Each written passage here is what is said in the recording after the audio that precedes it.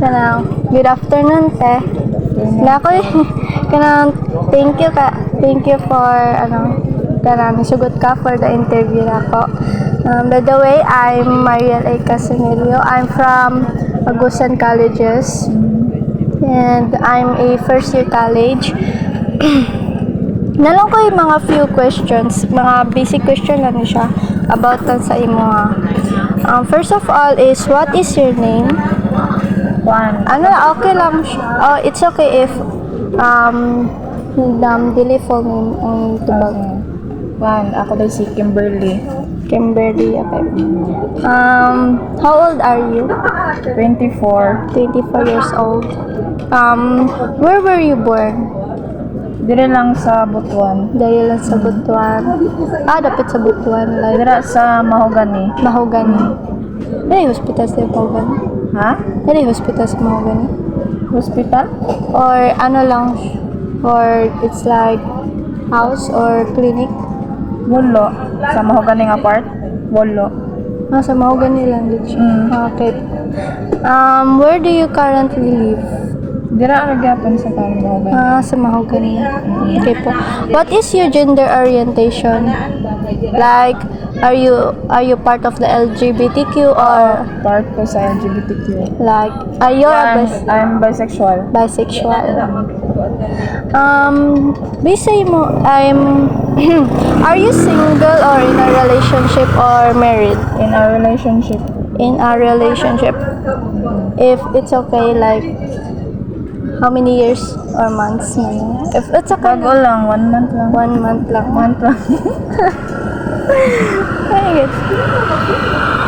What pronoun do you want people to use to address you, like he, she, or they, or others, if others want? Like, what do you want to be called? She. She. Yes. Still she, Yes. even though you're a bisexual. So, have you experienced any kind of assault with regards to your gender? Would you mind sharing your situation? If not, it is totally okay. Juan, wala pa mampod. Sukad-sukad. Wala pa akong naka-experience. Like before, wala elementary, wala. Wala. Well, you never been. Wala.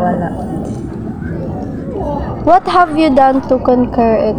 I mean is, if na-experience naman niya siya, pwede na siya dili ansiran.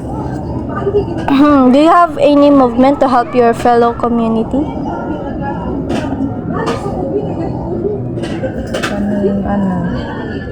Ayaw sabi itong question.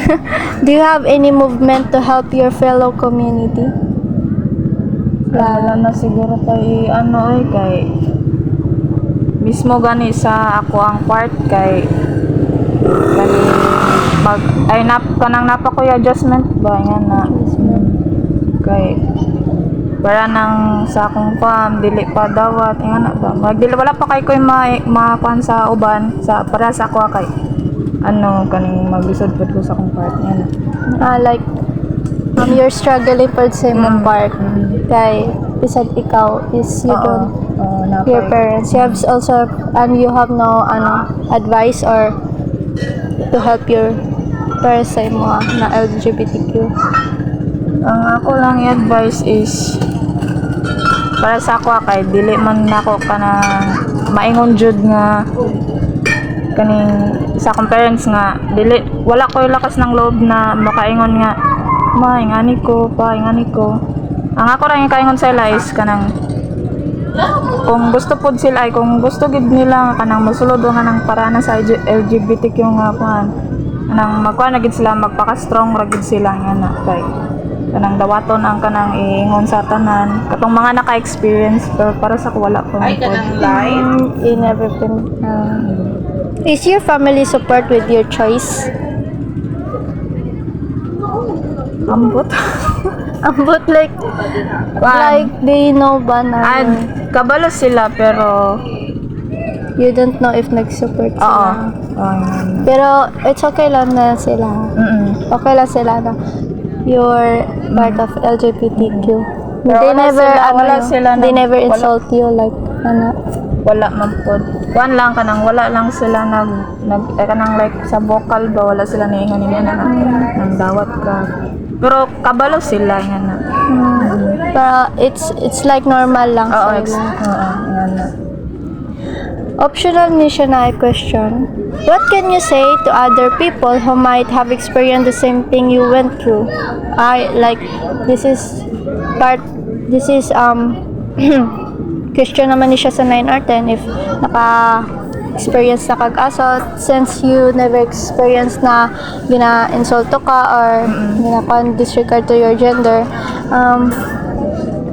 How you feel like in anak ka since what age do you think na in anak ko Katong na teenager na ko, mag 16, like 16 and 17, nga na. 16 na sila you find Senior out high? na you're bisexual? Oo. Do you have been experienced na sa mga lain guys with a relationship na Oo, guys? naka-experience ko. Kasal lang po. How did you find out na you are bisexual? Like, Dili ko comfortable sa dili ko comfortable sa lalaki, mas comfortable ko sa girl. you're really Murag like na ako ka ng kadlok sa lalaki. pero since then, 16 or 17 ka, you never felt like gusto na og lalaki since back then, since na-grow up na ka until Ay, those age. katong mga 15, 16, ganing 16 ko, gitry na ko og